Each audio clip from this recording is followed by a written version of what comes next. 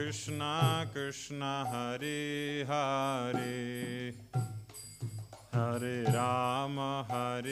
Rama Rama Rama Hare Hare Hare Krishna Krishna Krishna Hare Hare Hare Rama Rama Rama Hare Hare Hare Krishna Krishna Krishna Hare Hare Hare Rama Rama Rama Hare Hare Hare Krishna Krishna Krishna Hare Hare Hare Rama Rama Rama Hare Hare Hare Krishna Krishna Krishna Hare Hare Hare Rama Rama Rama Hare Hare Hare Krishna Krishna Krishna Hare Hare Hare Rama Rama Rama Hare Hare Hare Krishna Krishna Krishna Hare Hare Hare Rama Rama Rama Hare Hare Hare Krishna Krishna Krishna Hare Hare Hare Rama Rama Rama Hare Hare Hare Krishna Krishna Krishna Hare Hare Hare Rama Rama Rama Hare Hare Jaya Prabhupada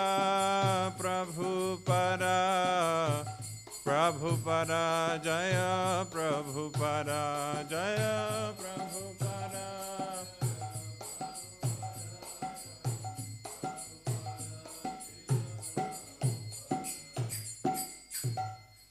Jai Shri Prabhupada ki Jai Nitai Gaur Premanandi. Om Namo Bhagavate Vasudevaya Om Namo Bhagavate Vasudevaya Om Namo Bhagavate Vasudevaya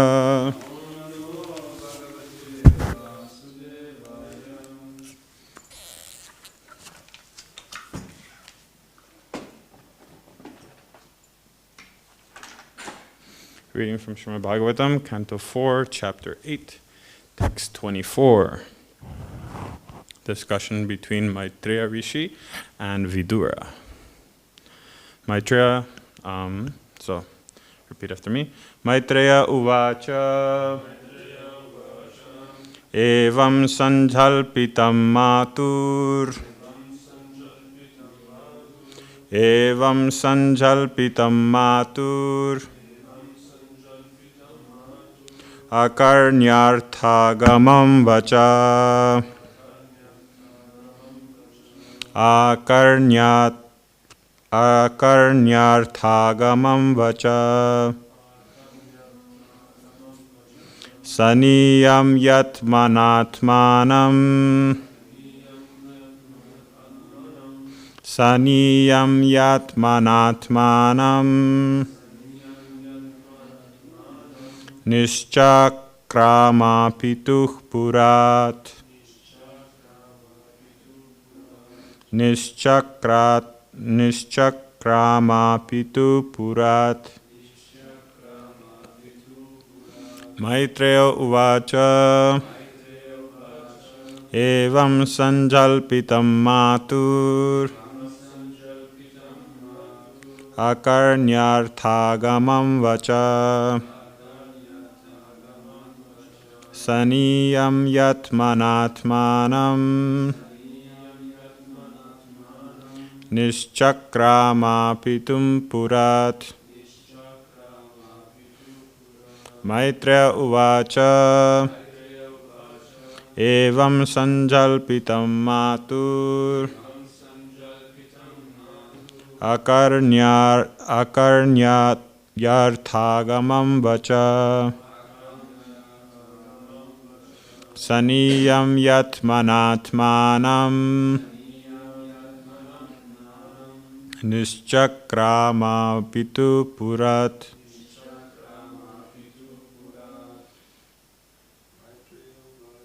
Maitreya uvacha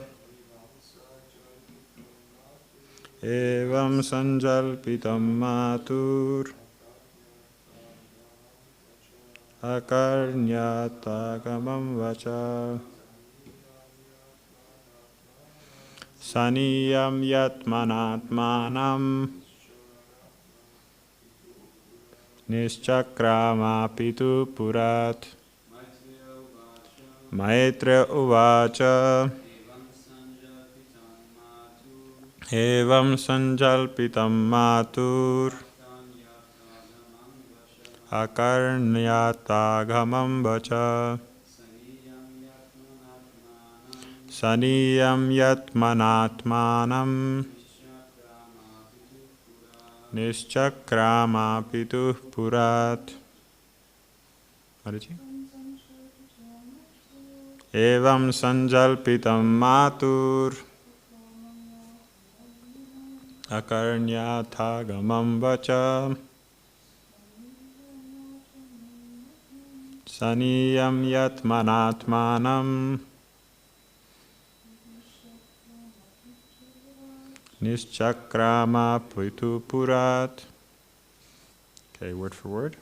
Maitreya uvacha. The great sage Maitreya said, Evam, thus, sanjalpitam, spoken together, matuhu, from the mother, akarnya, hearing, artha agamam, purposeful, vachaha, words, saniyamya, controlling, atmana, by the mind, atmanam, own self, nishchakrama, got out, pituhu, of the father, purat, from the house. Translation. The great sage Maitreya continued, the instruction of Dhruva Maharaj's mother, Suniti, was actually meant for fulfilling his desired objective. Therefore, after deliberate consideration and with intelligence and fixed determination, he left his father's house. Purport by His Divine Grace. Both the mother and son were lamenting Dhruva Maharaj's having been insulted by his stepmother, and his father's not having taken any step on this issue. But mere lamentation is useless. One should find out the means to mitigate one's lamentation. Thus, both mother and son decided to take shelter of the lotus feet of the Lord, because this is the only solution to all material problems. It is indicated that in this connection, that Dhruva Maharaj left his father's capital city to go to a secluded place to search the Supreme Personality of Godhead. It is the instruction of Prahlad Maharaj also that one If one is seeking the peace of mind, he should free himself from all contamination and of family life and take shelter of the Supreme Godhead by going to the forest. To the Gaudiya Vaishnava, this forest is the forest of Vrinda or Vrindavana. If one takes shelter of Vrindavana under Vrindavaneshwari, Srimati Radharani, certainly all the problems of his life are very easily solved. So Prabhupada ki. Narayanam namaskrityam naram chaiva narottamam devyam saraswatim vyasam tato jayam udirayet mukam kuroti vachalam pangulam gayate girim yakripatamaham vande Shri Gurum Dinatarinam Paramananda Madhavam Shri Chaitanya Mishwaram Namo Vishmudaya Krishnasthaya Bhutale Srimate Indrajum Naswami Namane Namo Prabhupada Prijasaya Jagannatha Yatra Nandamurtaye Bhaktasukena Krishna Kirtanena Nasimhena Rakshataya Namaha Vancha Kalpatarubhyascha Kripa Sindhuvye Vacha Paritanam Pavanebhyo Vaishnavebhyo Namo Namaha. Jai. So this pastime of Dhruva Maharaj, especially in the beginning, is quite a strong example of some bad happening or some bad situation that a young boy or a family person, a son, a husband, a wife is put into, and therefore it's quite difficult to understand how a boy of such a young age was able to take action. Right? The mother is instructing him, Suniti is instructing him on what he should do, and she, being a devotee, was able to give him the highest instruction that if you have a problem, go seek the help of the Supreme Personality of Godhead. And so he, being even a 5-year-old kid, was able to take that instruction to heart, and being a perfect Kshatriya, was able to, with determination and controlling his mind, go after his goal. Right? Many times when we are faced with a material problem, or with any problem for that instance, rather than taking action and fixing it, we want to indulge in the feeling of pity on oneself, that, oh, I'm so poor, this happened to me, why did this happen to me? And therefore kind of just sit in that solemn space of depression and just enjoy that energy. This material energy or this negative energy is very powerful, and that's why people sometimes, they want that, and you have people who are masochists and people who injure themselves on purpose to feel that suffering, because suffering is still energy, it's a state of being. So rather than not feeling anything, they want to feel something, and because they're not feeling anything positive, they would rather go for the negative, right? There's still something, right? Some people like to bring attention to themselves by acting morose, or by acting sad, or by lamenting loudly to get people's attention. This is all very common in this material world, and we see it nowadays especially. It's very common because people have the luxury of being able to do nothing. Right? They say depression is a rich man's disease, because the poor man has no time to lament. If he doesn't go out and get his food, or go beg, or do what he needs to do, he's not going to eat that day. Right? So Dhruva Maharaj, being a 5-year-old boy, he was able to be so powerful and so determined with his resolve that he gave up that lamentation, which is extreme. You know, the father rejected him, and the mother-in-law, or sorry, not mother-in-law, the stepmother, you know, told him such harsh words. He was so ashamed and belittled, and I mean, even for a grown-up, that would be devastating.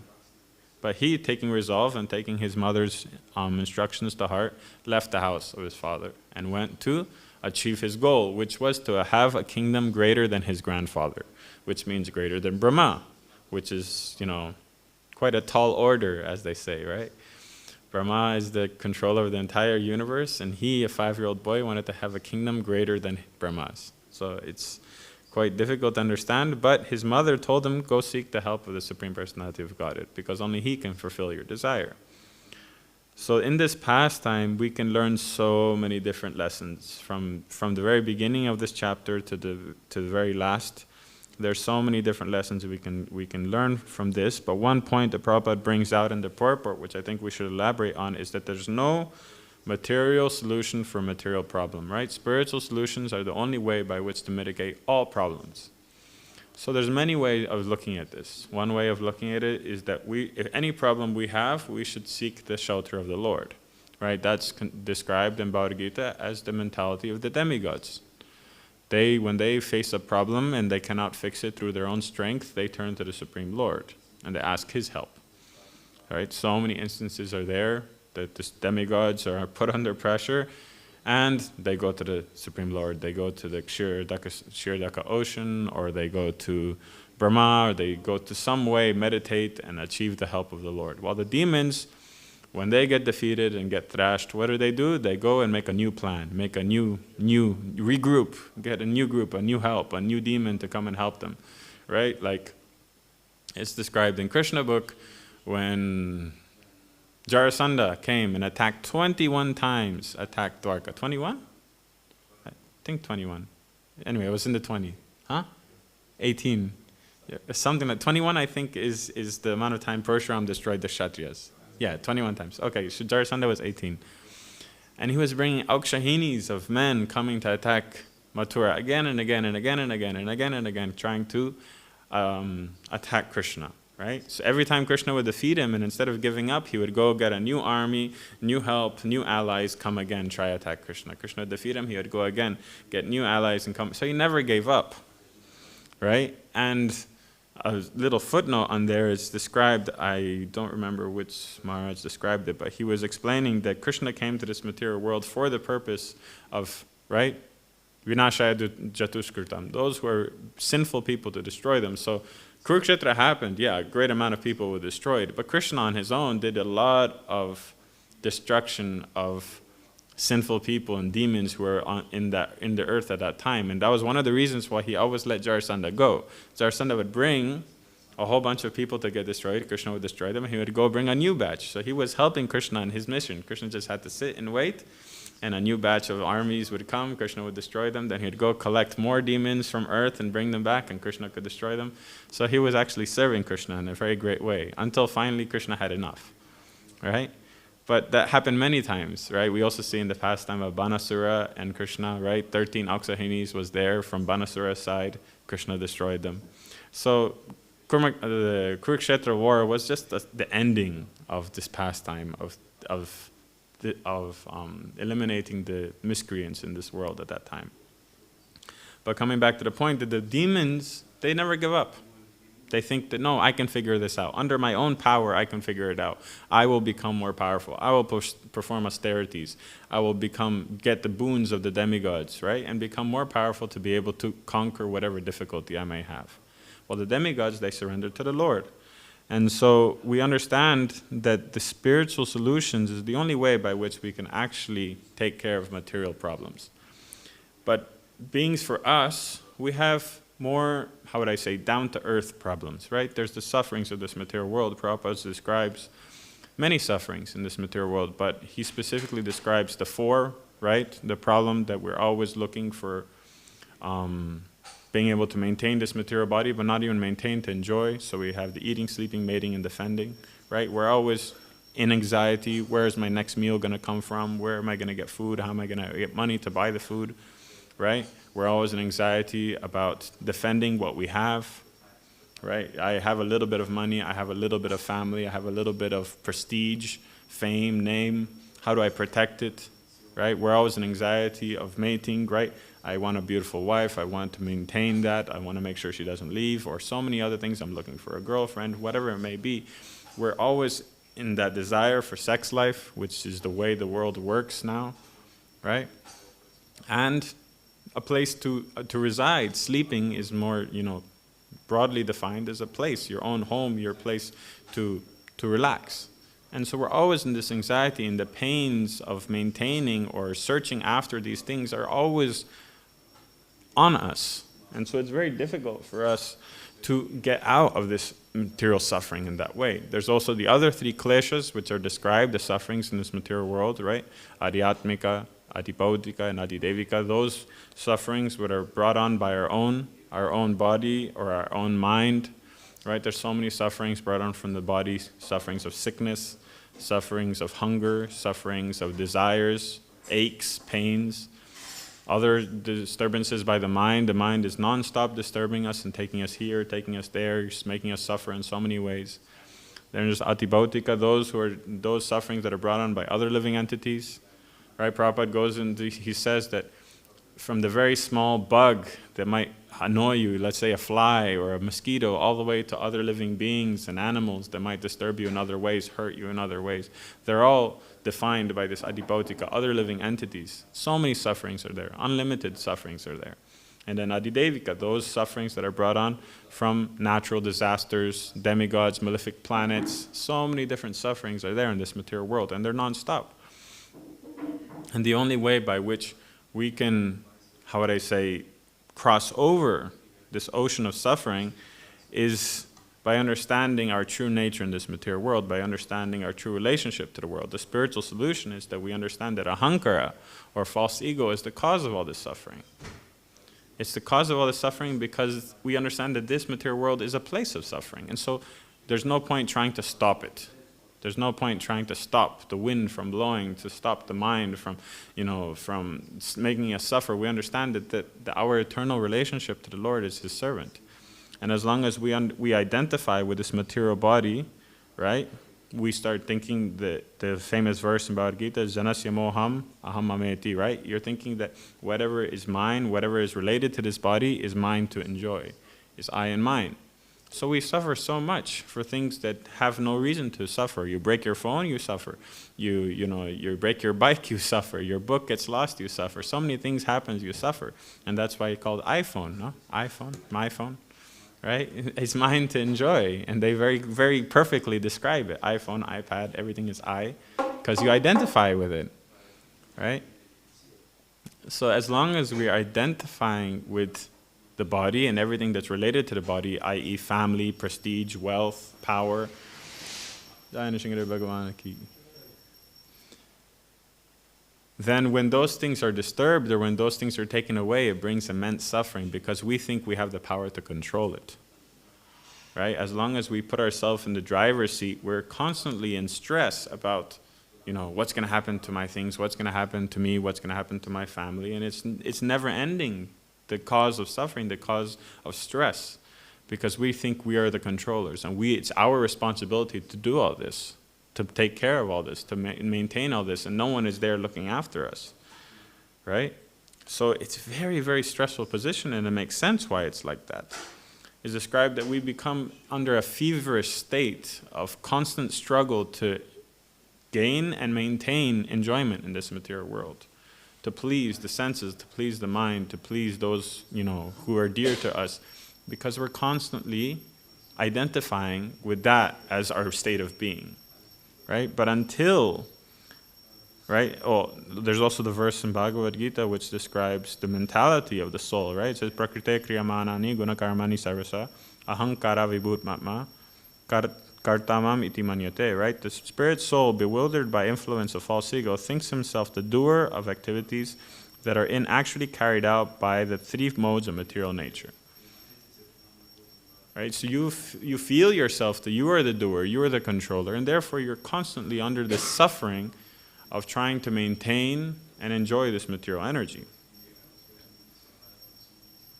So in that state of consciousness, the pains of this material world are multiplied because we feel that we are able to stop it, we're able to control it. We get sick, we immediately search out the cure, right? And we are trying to solve the sickness, and we're trying never to be sick, and we actually believe on a subconscious level that will happen. By taking this medicine, we will be happy. By fixing this problem, we'll be happy. By getting a new jacket, I'll be happy. By getting a new computer, I will actually be happy. And you actually are convinced the nature of the material world is so powerful that you're actually convinced. You forget all the other problems you have, thinking that one sole thing, the new phone, the newest iPhone that's coming out, the newest car that's coming out is going to fix all your problems. And we actually think about it. We think about it for ourselves, We're thinking, tomorrow I'm going to have a wonderful cake or wonderful sweet, and that's going to fix all my problems will be fixed by eating that wonderful sweet. We don't think of all the other things that might be happening to us. But as soon as we eat the sweet and we're momentarily happy, then the next problem shows up. The next thing shows up. Oh, actually I have this, or actually I'm that. And actually so many things are showing up that we realize that, no, there's many more problems. So we're in this constant cycle of trying to permanently fix something that cannot be fixed. This material world is a place of suffering, and trying to stop the suffering is what we're eternally trying to do. But once we understand that this world is not controlled by us and everything around us is not controlled by us, we're able to relax a bit and feel aloof from it. We continue performing our activities, but with no attachment to the result. Right? As Krishna says, Bhoktaram yagyatapasam sarvaloka maheshwaram sukhridam sarvabhutanam gyatva mam shantim richati. He achieves shanti, he achieves peace. Right? A person in full consciousness of me, knowing me to be the ultimate beneficiary of all sacrifice and austerities, the supreme lord of all planets and demigods, and the benefactor and well-wisher of all living entities, attains peace with the pangs of material miseries. So when we understand that the Lord is the cause of everything and He is the one in control, then we're able to have peace. Only then we're able to have peace, because we stop trying to control the wind, trying to control everything, which we cannot manage, we cannot stop, we cannot control it in any way. And so therefore, you get to that part where Krishna speaks in Bhagavad Gita, right? Matra sparsha sukantaya shitosna sukadukara. The passing of happiness and distress in this world, Arjuna, is just like the passing of the seasons. So seeing the temporary nature of this material world, then the person is able to focus on the Lord. When he stops this rat race of trying to control every situation he's put into, every single situation, everything he's trying to control and enjoy, and when he realizes that he has no control and it's not meant for his enjoyment, then he's able to relax, right? And that's why in the next verse Krishna says, Yam hina vyatayanyete purusham purushav shrava samadukha sukham dhiram somirtataya kalpate. O best of men, Arjuna, the person who is not disturbed by happiness and distress and is steady in both is certainly eligible for liberation. Why? Because that person has attained true ego, right? He understands that I am the eternal servant of the Lord.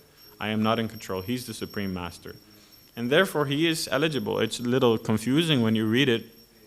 All of a sudden in the second chapter, Krishna is talking about a person who is eligible for liberation. But we understand through more reading in the purports of Srila Prabhupada that the reason why he's eligible for liberation, right? Why is a person simply because he's able to not be disturbed by happiness and distress and the seasons, the changing of the seasons? How is he eligible for liberation? Because we understand that he realizes that Krishna is the supreme controller and he is simply a servant. He conquers the false ego, which is the root of all sufferings in this material world, right? It's also described that ahankara or false ego is the root of all the different anarthas we have in the heart. Because it's only that we identify as a controller that we can desire something that's not connected to Krishna. Only if we think that we can enjoy in this material world is there a plane for which we can desire things separate from Krishna. So all anarthas that may come within the heart is only because we think that we can enjoy separate from Krishna and that we are the controllers and the enjoyers of this material world. So it is the root of all other anarthas. And Radhanath Maharaj in a lecture, he very nicely described that we can try going like a gardener in a garden, constantly weeding. There's so many weeds in the way of your plants. And you're weeding. If you just cut the weeds, what happens?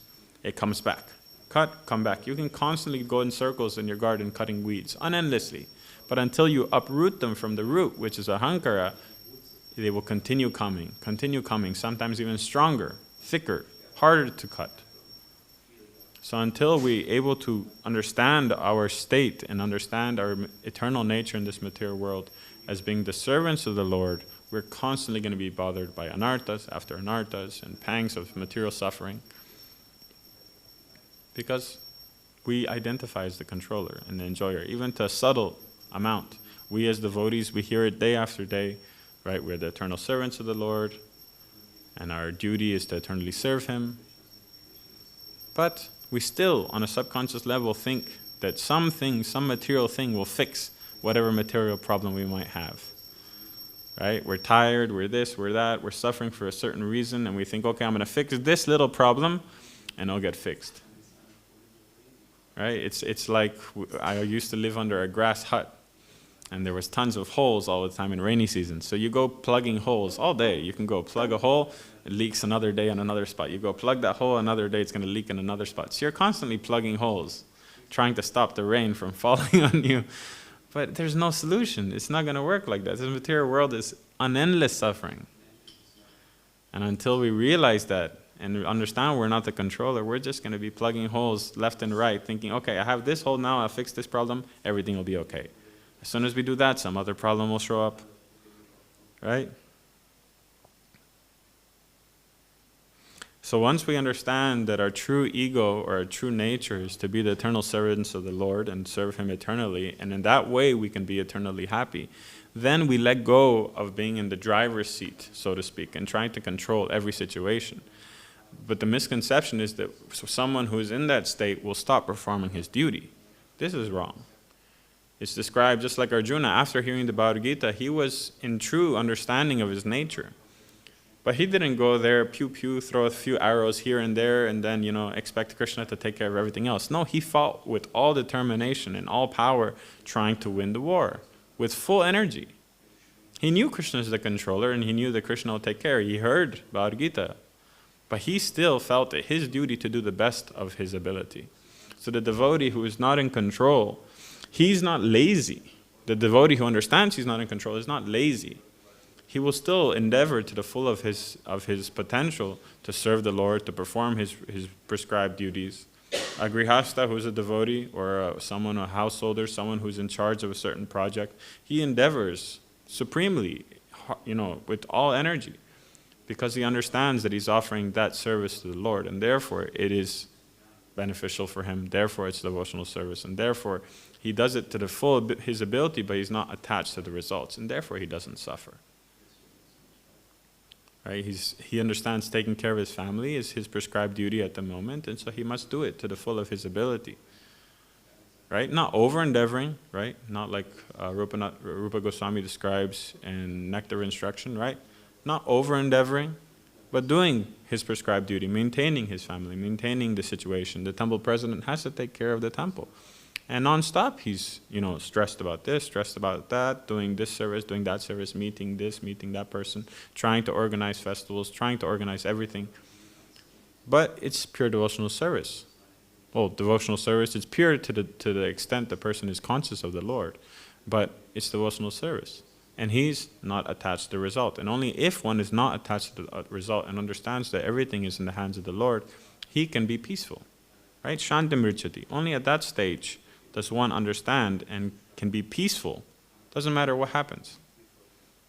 Right? It's not that the miseries of this world stop. It's not that one stops getting sick, or one stops suffering, or one stops being afflicted by the threefold miseries of this material world. It's just that it doesn't bother him anymore because he understands the temporary nature of this material world. This place is a place of suffering. I'm in this material world. Sufferings will come and go. Happiness and distress will come and go. But what am I here for? To understand my eternal nature with the Lord and to serve Him eternally.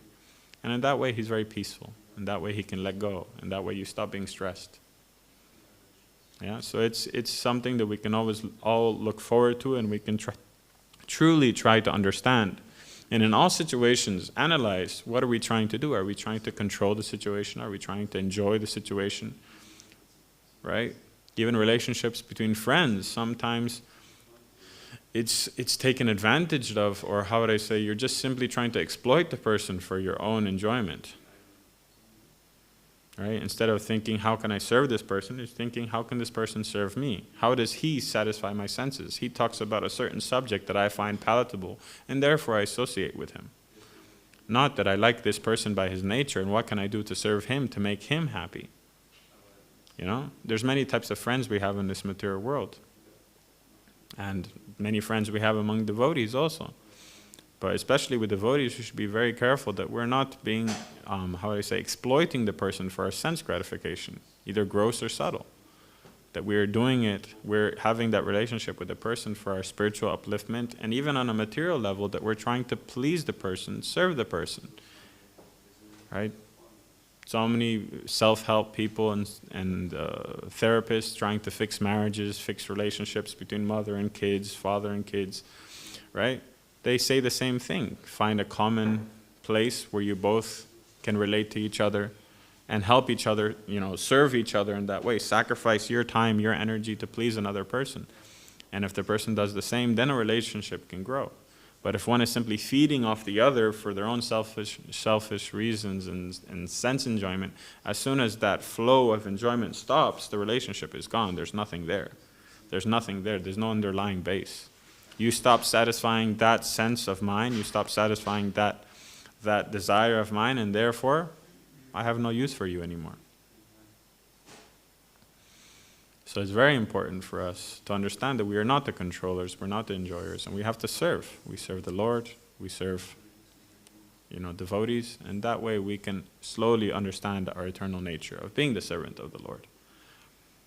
And therefore be happy and stop suffering the pains of this material world and focus on our true goal of going back to Godhead. Yeah?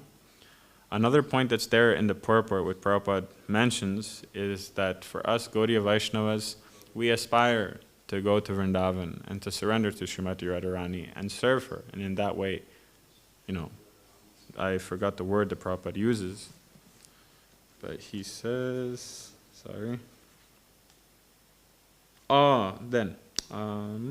if one takes shelter of Vrindavan under Vrindavaneshwari, Srimati Radharani, certainly all problems of life are solved very easily. Right? So this is under the same line, that if one understands that the purpose of life is to serve, and if one understands his true nature, then all the problems of material life seem unimportant and become very trivial, and therefore one can focus on the service of Srimati Radharani, on the service of the Lord. And so Dhruva Maharaj, we will see in the future verses that he actually goes to Braj, right? He goes to Madhuvan. Madhuvan is one of the forests of Braj, and it's one of the first forests you visit in your Braj Mandal Parikram. It's a very beautiful forest. Well, now it's not so much of a forest, but it's a nice, beautiful town. The people there are very wonderful. There's a lake there. I think they call it Dhruva Kund, or is another name. There's also a Gaudiya Mat there. They're very happy when devotees come and visit, so you can plan your visit to Madhuvan. And Dhruva Maharaj went there. He went to Braj, and there he practiced devotional service and achieved the highest goal of the lotus feet of the Lord. Yeah? So we'll finish there. If there's any comments or questions, it would be wonderful. Yes, bro.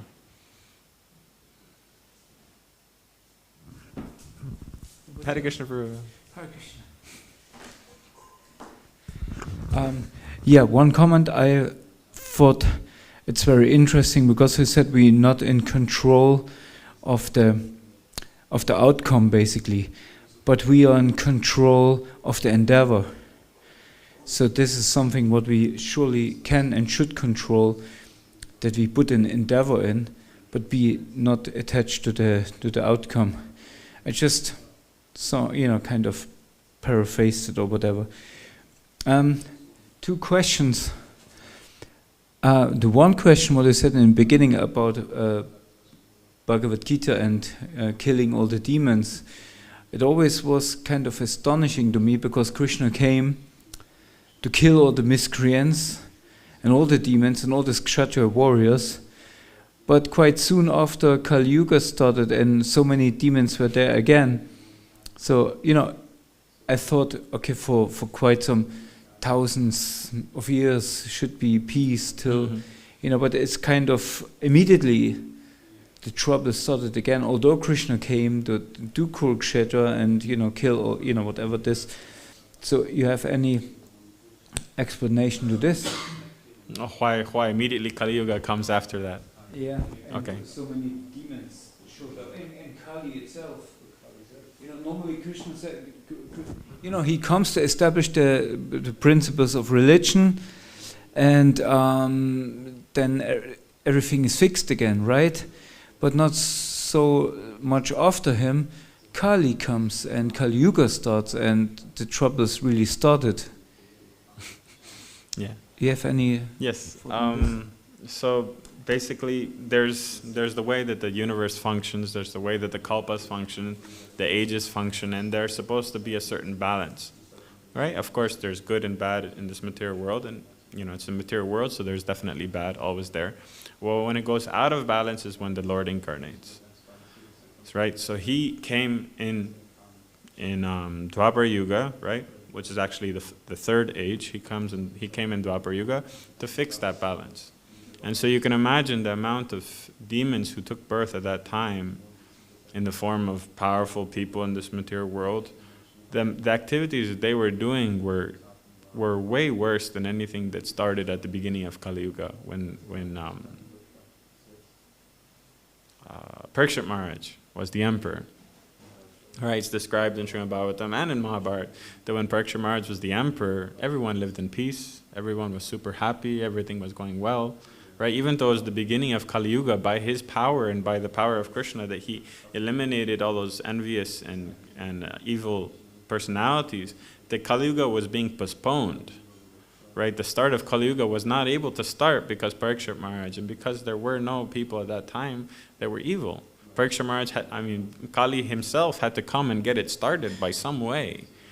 But because of the cleanliness of the world at that time, and by the perfect ruling of Maharaj Parikshit and Janamejaya who came afterwards, Kali Yuga was being postponed. Right? And so when Krishna came, he cleaned up the universe the world to such an extent that we cannot understand. Because if you read actually the individual pastimes, or I shouldn't say pastimes because pastimes is very positive, I should say the activities or sinful activities of these individual kings that were killed by Krishna, I mean, they're horrific. What Jarasandha was doing to his family, he was doing human sacrifices, collecting kings and doing by the hundreds doing human sacrifices, right? It's Kamsa, he imprisoned his own father, his mother, he imprisoned his sister, he was killing the kids of his sister, right? These activities are straight up demoniac, and even in Kali Yuga today, it would be like horror, right? But at that time, because of their power, no one was able to do anything about them. Kamsa was so powerful, he conquered Indra, he fought with Indra. And Jarasandha was so powerful. All these kings at that time were so powerful and they were governing the earth, so they really made the balance of that age completely out. And so Krishna had to come to kind of put the balance back in the proper way and re-establish religion. And so that's why after the Kurukshetra, even though to one way we see it as a very negative time because Krishna left this world, all the Yadavas left, the Pandavas left, everyone was gone, it was only Parikshit Maharaj alone. But if you read the descriptions of the activities of people of that age, it's very positive. Everyone was following the proper forms of religion, everyone was happy, everyone was satisfied, there was no quarrels, there was no need for war. And Parikshit Maharaj was touring his kingdom, which is the world at that time, and he was seeing that everything is fine. And at the end of his tours when he met Kali, who was destroying the legs of the bull, right? So because of the cleanup that Krishna did, Kali Yuga wasn't even able to start.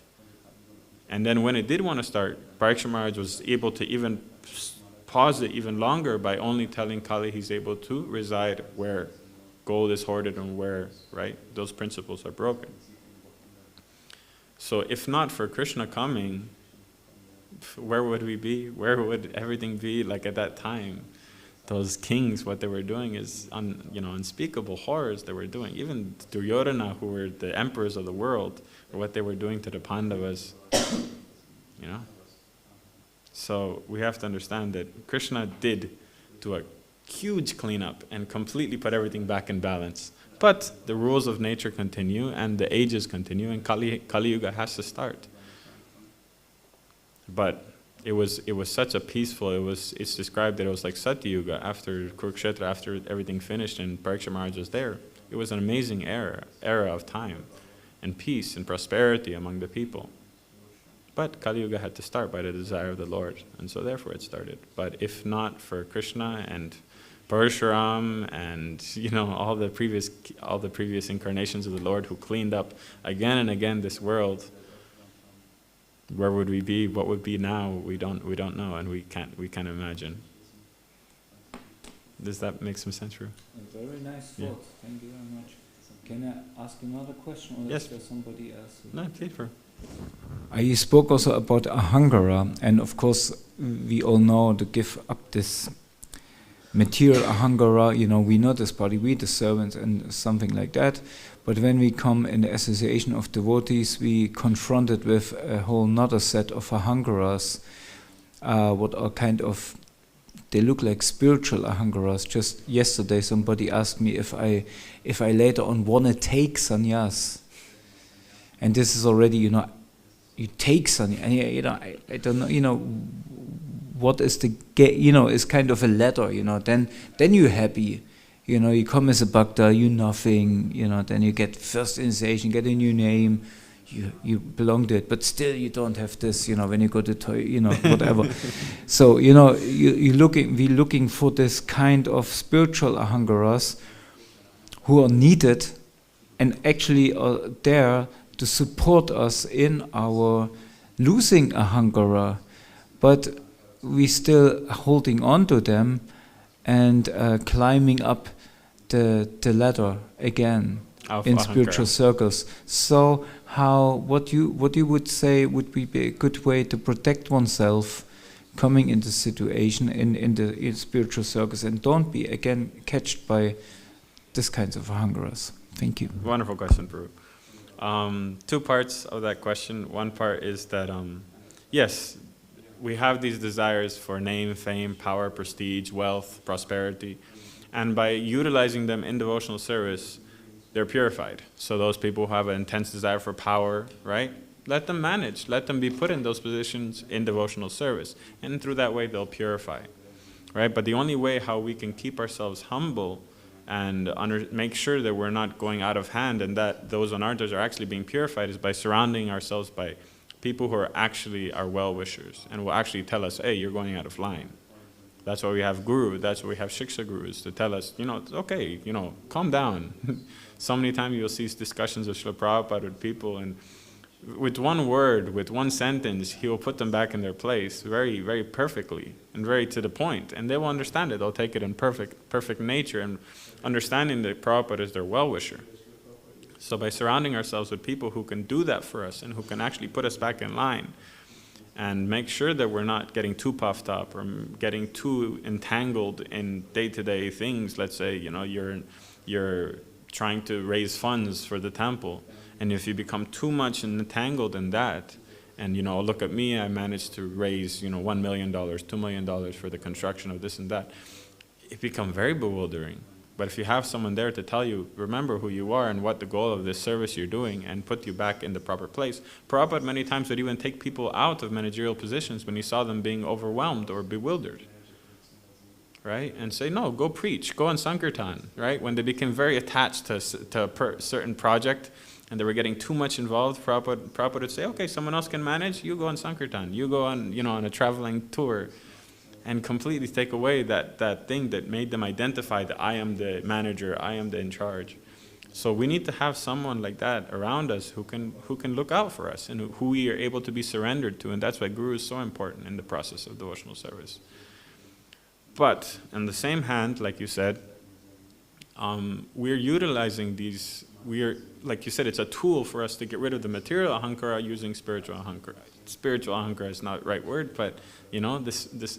Like Prabhupada says, there should be transcendental competition in book distribution. There should be, right? Why not? But then you have people who are there who tell you, okay, calm down, don't get too proud. So they are utilized to be purified, but we have to have the people there to still help us, guide us through that situation. And speaking of, first initiation, Brahman initiation, sannyas, when I look at it, I think of taking sannyas as the right wording. But you have to understand that what you're taking is you're taking on that vow to follow, right? So you're taking more responsibility, you're taking on more work rather than more prestige. You're taking on more service, you're taking on more facility to do more service, right? So just like when you take first initiation, it's not that you're taking on, no, you're becoming more of a servant. You get second initiation, you become even more of a servant. It's just more service. There's no prestige there. There's no So you should just look at it in a reverse way, and there has to be someone there to help you, explain to you that it's just an opportunity to do more service. It's just an opportunity to be more focused and more Krishna conscious and give up more of your material desires because you have less time for them, right? It's like Mahaprabhu was talking about how not everyone will take initiation, and initiation should be taken very seriously, right? You shouldn't take it lightly, that it's just automatically become devotee means you need to do this, and that. No.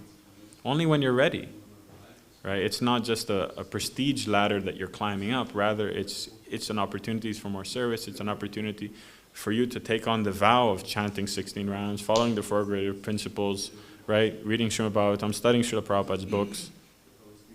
And then in that way, you're progressing and you won't become more puffed up and proud. Yeah, I also, I mean, this, especially this word taking sannyas, you said it's the right term, and yes, I agree, because you take the responsibility, but on the other hand, I think it has to be awarded, because it comes with service, it comes with responsibility, and it should be awarded from persons who understand you are qualified. You're qualified that you're not qualified. So I mean, I think this is the, we having this understanding, like for example, I go back to Krishna, I can play with Krishna, and we think again we enjoying. Exactly. We take sannyas, and then I made it. Yeah. Everybody will bow down. I made it a spiritual world. Finally, I'm out. I can play with Krishna. I can enjoy Krishna. So it always comes with service, and I think sometimes we. Yeah, as you said in the beginning, this is the Hangara meaning. We are servants, and we never can forget it. Sorry. No, for sure. I mean, I saw my teacher, Pradivardhan Prabhu, he became a sannyasi, Pradivardhan Maharaj now.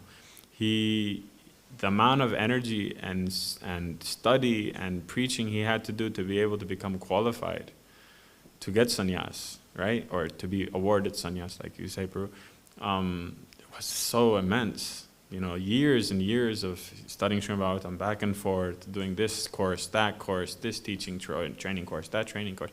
It's so much work, right? And it's almost like how would I say, almost like disheartening, like, oh, how am I ever going to reach that level?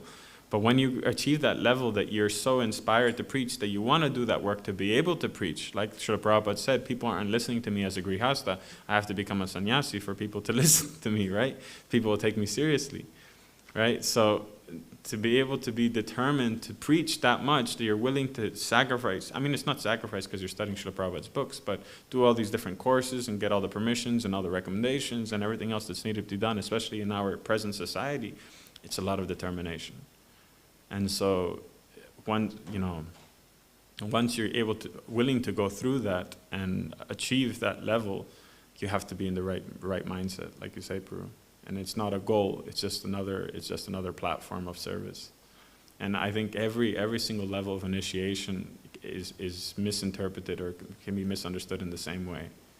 That, I achieved first initiation, now I can relax for a couple of years. I achieved second initiation, now I can relax for a couple of years. No. It's just another platform. It's just another opportunity. And if you're fortunate enough to have people around you who can make sure that you stay in that proper mindset and facilitate more service and more opportunities, so you stay humble and you stay eager and you stay hungry, you're very fortunate. You're very fortunate. I successfully avoid them. Yes. Any other questions, comments? You had one? Okay. Yeah, so we'll finish here. Grantaraj Śrīmad-Bhāgavatam ki, Srila Prabhupada ki, Jainitai Gaura Nandi. Paramahamsa Guru.